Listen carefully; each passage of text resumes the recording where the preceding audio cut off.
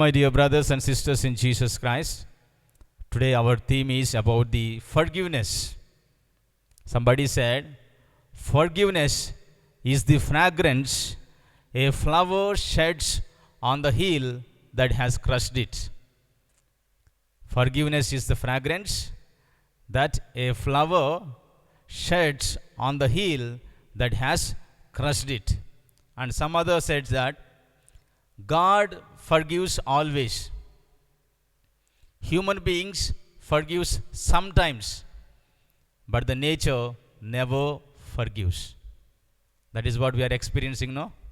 God forgives always, and we the human beings sometimes we forgive, but we don't realize the nature never forgives.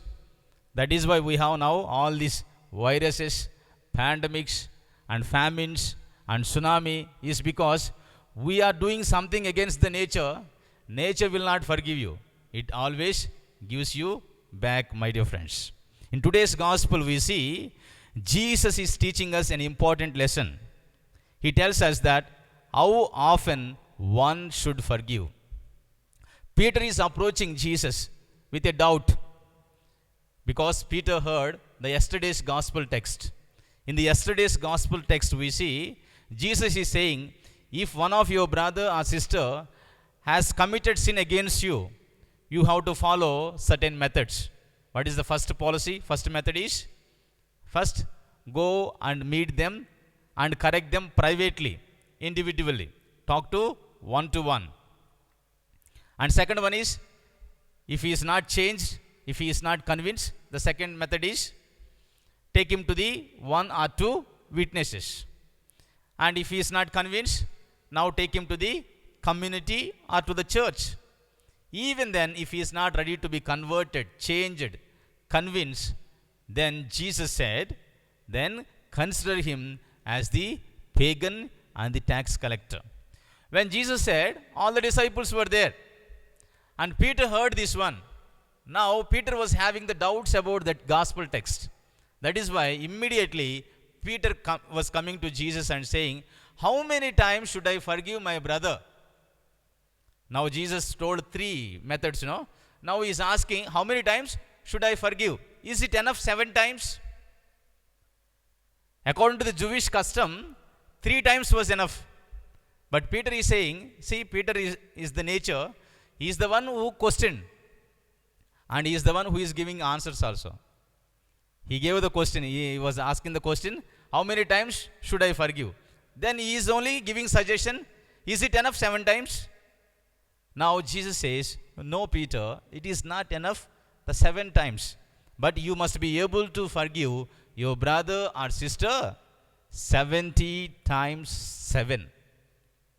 So, my dear brothers and sisters, let us understand about these numbers. Now here we have 2 numbers. One is number 7. Another one is number 70. What does it mean by the number 7 in the Bible? The number 7 is considered in the Bible as the perfect number. We see the creation was done 7 days.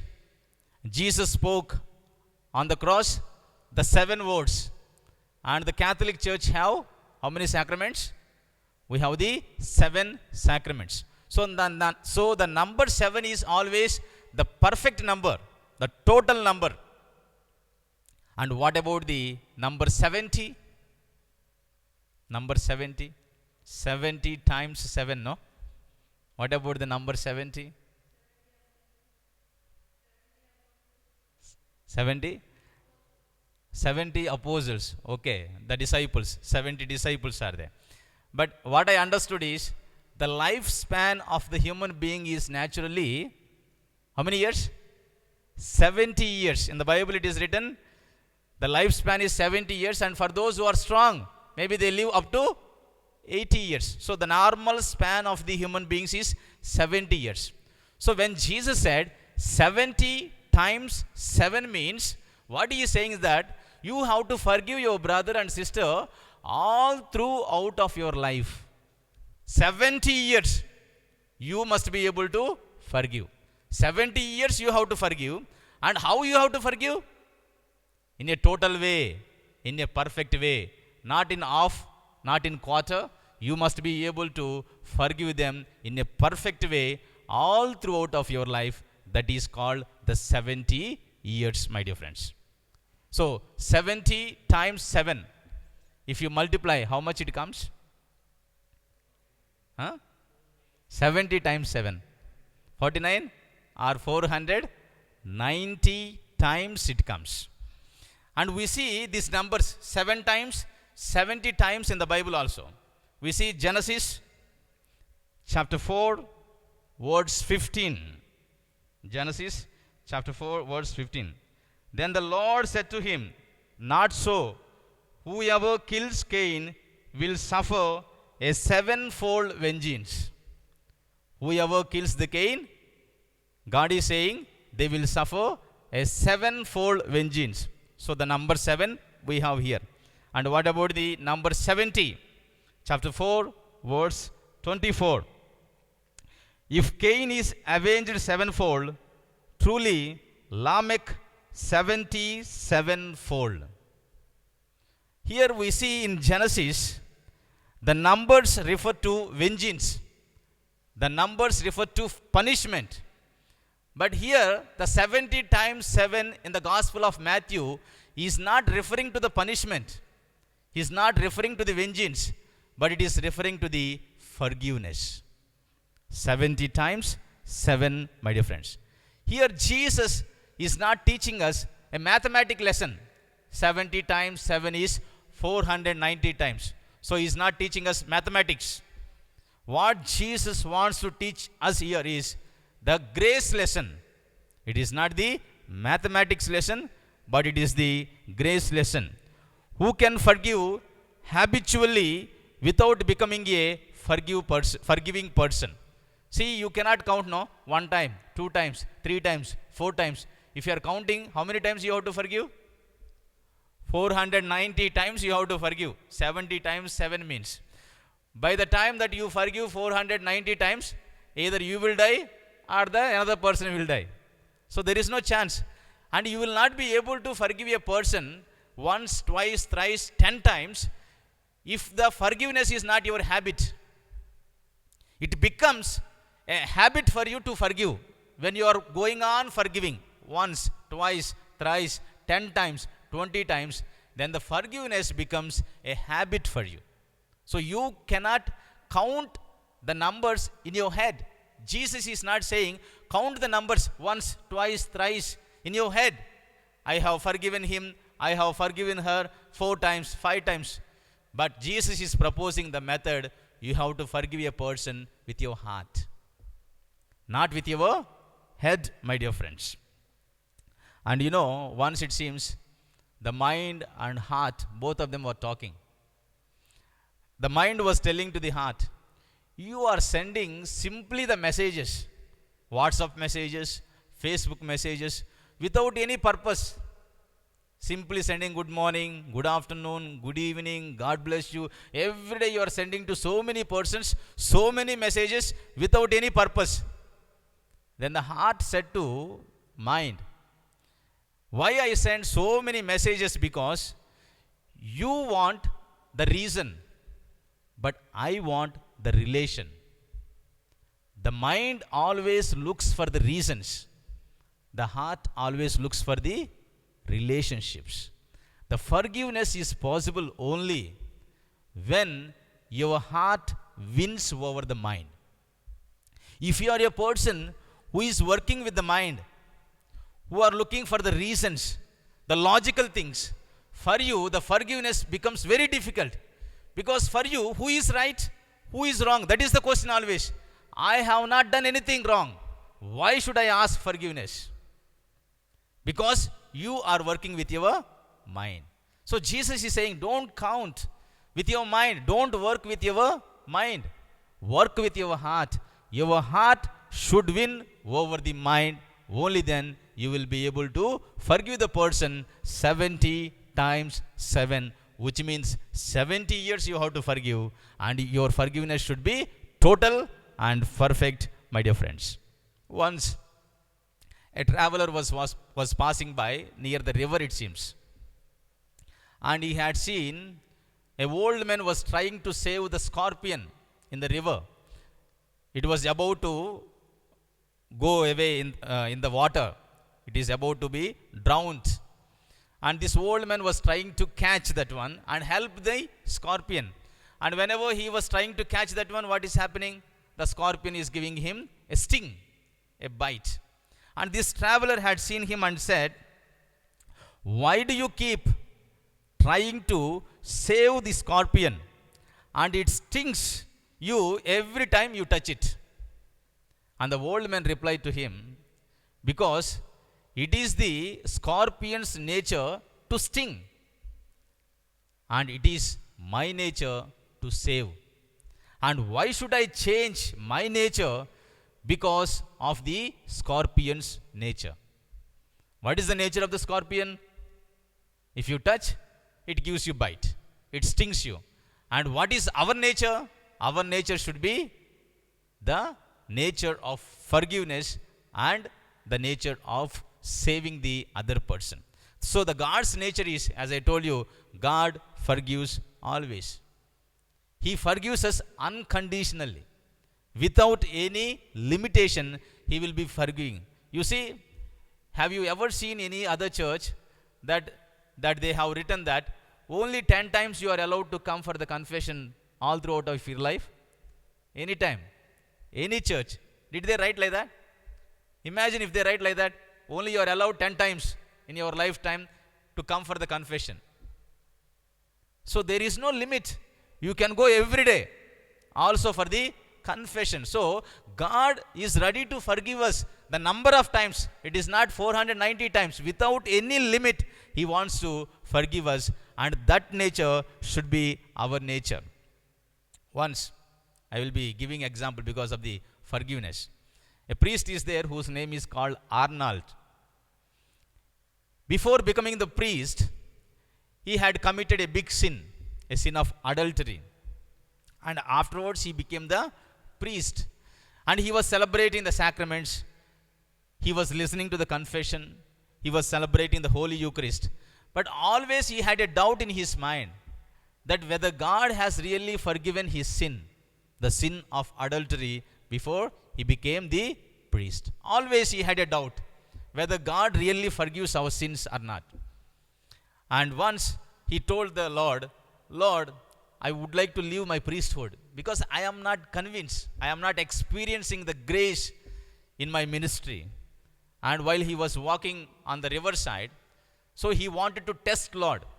He removed this one, what is this? Ring, no? Rosary ring from the finger, and he threw it in the river, and he said, "Lord, if you have really forgiven my sins, if that is the true thing, this ring should come to me one day. The ring which I threw in the river should come to me one day. That will be my proof that you have forgiven my sins." And my dear brothers and sisters, after a few months, he was invited for the function, and as he was eating the dinner, he was served with fishes. So he was cutting the fish with the knife, and he found something which is hard. And when he looked very carefully, he had seen the ring which he had thrown into the river. That was the turning point for the Arnold. He really believed God forgives our sins unconditionally. It changed his mind. It changed his ministry way. It changed his perspective of the becoming the priest. And you know, in the later years, the normal Arnold, the simple priest Arnold, became the Saint Arnold. He thought he was the greatest sinner, and the greatest sinner, when he was convinced that God forgives our sins, the sinner became a Saint Arnold, my dear brothers and sisters. Also we see Pope John Paul II. On May 13th, 1981, he was shot by Muhammad Ali. And he went to his prison and he said, "I forgive you in the name of Jesus." In 2000 year also, he told the president of the Italian the president, he told him to give him to release him from the prison. So he has set us a beautiful example. Our Pope has set us a beautiful example that we must be able to forgive even our enemies. Even in India, you can see one good example in Odisha, Graham Stein. He was working with the leopards and he had two sons and one daughter. And one day, he and his both sons, Timothy and Philip, and the daughter is Esther. So the two sons and he was there in the car. And these fundamentalists, the Hindu fundamentalists, they came, they locked down the car and they poured the petrol and they burned the car and they were burned alive.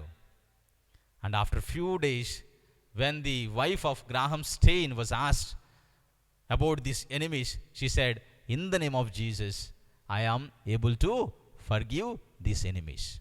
So if you are a Christian, if you are a follower of Jesus Christ, and if you want to receive the forgiveness in your life, the forgiveness is essential in your life, my dear brothers and sisters. And coming to when we talk about the crime always involves two persons. In the crime, there should be always two persons. One is the criminal, another one is the victim. And when we talk about the sin also involves two persons. One is the offender and another one is the offended party. So in today's parable also we see this kind of natures. We see the king is representing the God. And the great debtor is representing you and me. And the less debtor is representing our brothers and sisters. Here also we see some numbers in today's parable. The number is 10,000 talents. What is the talent?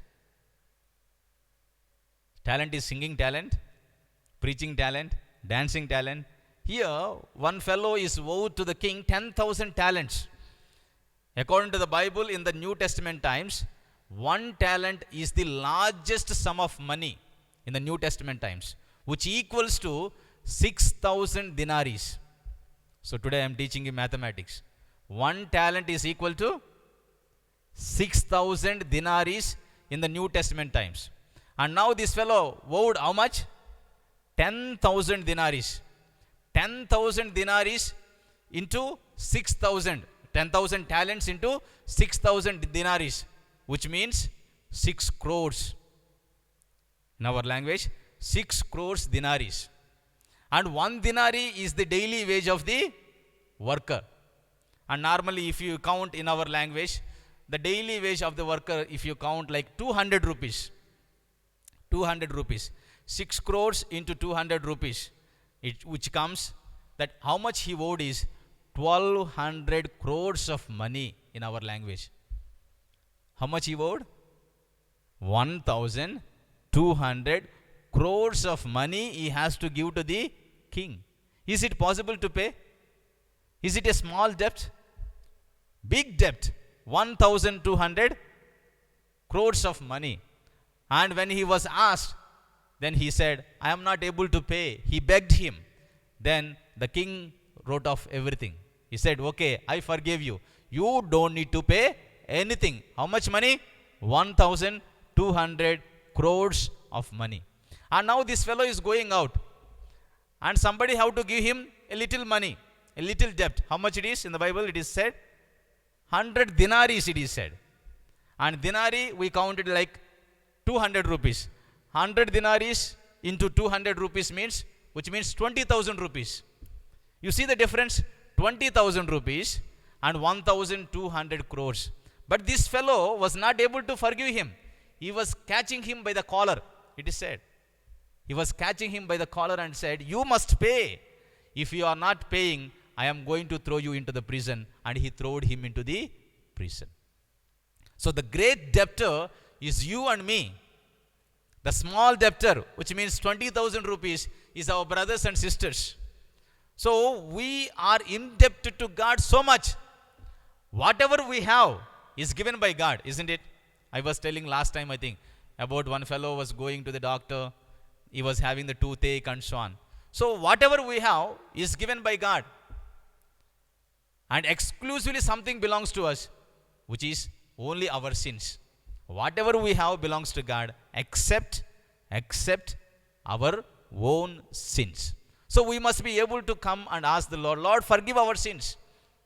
And also, we must be able to forgive the other people, my dear friends. In order to forgive, in order to receive the forgiveness, there are two things. The first one is the offender or the sinner have to be truthful. You should not hide. You should not create another story or putting the faults on somebody else. If you want to receive the forgiveness, come to the Lord, be truthful. We come to the confession and we say, like, see, whatever I am confessing, whatever I am remembering, so I confess. And whatever I forget also, please grant me forgiveness.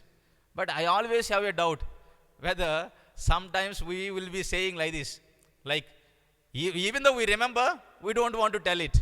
So we tell to the priest, whatever the sins we have forgotten, also grant me the pardon and forgiveness. When you come to the confession with a sincere heart. No other stories, putting the faults on somebody else, putting the blames on somebody else. Come to the confession and confess very truly. Don't hide anything. Then you will be able to receive the true forgiveness. And the second one is, when you are forgiven, you also have to be merciful. You also have to be compassionate. You should have a forgiving heart. You should have a forgiving and pardoning heart, my dear friends. In my life, maybe before 2 years, I think, while I was traveling by the car, a bus from the behind came and hit my car. My car was damaged. Myself was there, then another priest was there. And I get angry very fast also. So I got down and I was angrily scolding that fellow. And scolding that fellow, the bus driver, and demanding that he has to pay the damage. Because the incident was done by him. I was demanding him that you have to pay like 5,000 rupees. You must pay. And that poor man, the bus driver, he started to beg. He said, I am new to this job. And if you are demanding me this money and if you are going to complain to the authorities, I am going to lose my job. And if I lose my job, all my family members will struggle. And for 15 minutes or 20 minutes, I was going on arguing. It is not my mistake. You must pay. Then who is going to pay? Then after 20 minutes, I don't know, something happened. The Holy Spirit worked. The Holy Spirit worked and said, okay, somehow I let it go. I let it go. I said, say sorry. Then he said sorry. Then we went by. And today, when I am reflecting, if I have refused the forgiveness to him, actually the sufferer will be me, not him. As a priest today, I am preaching about the forgiveness. If I had refused the forgiveness to him, now I will not have the inner peace and inner joy in me. So also, my dear brothers and sisters, when you are refusing the forgiveness to your brothers and sisters, the torture will come to you. The punishment will come to you. It doesn't come to you from God, but it comes to you only from yourself, from your heart. You are actually punishing yourself. So that is why when we offer the forgiveness is the gift that we are giving to ourselves. We don't realize that one. If you are not a person who is ready to forgive, you will have so many sicknesses. You will have so many struggles. There won't be inner peace and inner joy. You forgive the other person, maybe your family member, maybe your brother, maybe your sister, you forgive them. I am very sure that you will experience the inner joy, inner peace. If you refuse the forgiveness, God is not going to come to you and punish you. You are actually punishing yourself, my dear brothers and sisters. That is why Proverbs chapter 11, verse 25 said, be generous and you will be prosperous. Help others and you will be helped. So 3 points I would like to say and conclude. The first point is, forgiveness includes the forgiveness of oneself. Before forgiving other people, first you have to forgive yourself. What is the problem in today's society? why the people, the youngsters are committing suicide is because they are not able to forgive themselves. They are not able to accept themselves. In the Bible, we have the perfect example, Saint Peter and Judas Iscariot. Saint Peter has committed sin against Jesus. Also, Judas. But Peter now is venerated as the greatest saint, the first pope. But whereas the Judas Iscariot is considered as the greatest sinner of the earth. What is the difference? Both of them have sinned against Jesus. One is that Peter was able to forgive himself. Peter was able to accept his mistake. That is why he came to the Lord. Lord, I am a sinner. Forgive my sins. And today, the sinner became the great saint, my dear brothers and sisters. So, love yourself. Accept yourself. Then the second point comes, forgive the other people. When you forgive yourself, you have to ask God to forgive other people. You see from the cross what Jesus said, forgive them for they do not know what they are doing. What they have done to Jesus? What they have done to Jesus? They hurted him in three ways. Physically, they hurted him. They beated him, no? They punished him. Then mentally also, they abused him. And also spiritually also, they abused him. They said, if you are the Son of God, come down. First save yourself, then save us. Physically, he was abused. Mentally, he was abused. And also spiritually, he was abused. When Jesus said, forgive them for they do not know what they are doing, what he was doing is that he was able to forgive those people who abused him physically, mentally, and spiritually. You look back to your past, from your childhood onwards, there will be some persons who injured you, who abused you physically. Some people will be there who abused you mentally, and some people will be there who abuse spiritually also.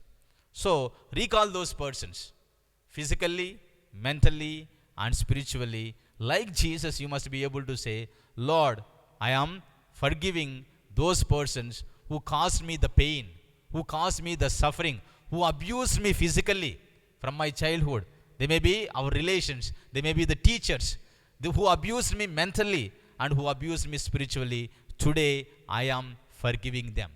You forgive them, my dear friends, and you will experience the inner joy, the inner peace in your life. And finally, ask God to forgive your sins.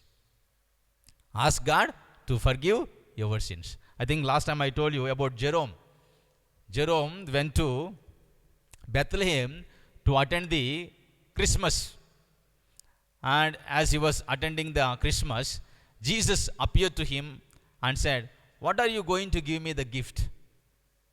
The Jerome said, see, I have been working for 30 long years about the translations of the scripture.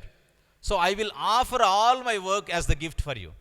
Then Jesus said, I don't want your work, your translations, I don't want. Then he said, what do you want, Lord? Do you want me to fast for 1 week? Then Jesus said, you don't need to fast. Do you want me to give alms to the poor people, to help the poor people? Then Jesus said, I don't want. Then Jerome asked, what do you want, Lord? Then Jesus asked, will you give me whatever I ask you? He said, surely I will give you. Then Jesus asked him, Jerome, why can't you give me your sins? Jerome, why can't you give me your sins? That time, Jerome realized that he was the sinner. He was working on the translations for 30 years. He was the sinner. He offered his sins and he became the Saint Jerome, my dear friends. So, this is the lesson. First forgive yourself. Then ask God to forgive the other people. Then ask God to forgive your own sins. In the name of the Father, and of the Son, and of the Holy Spirit. Amen.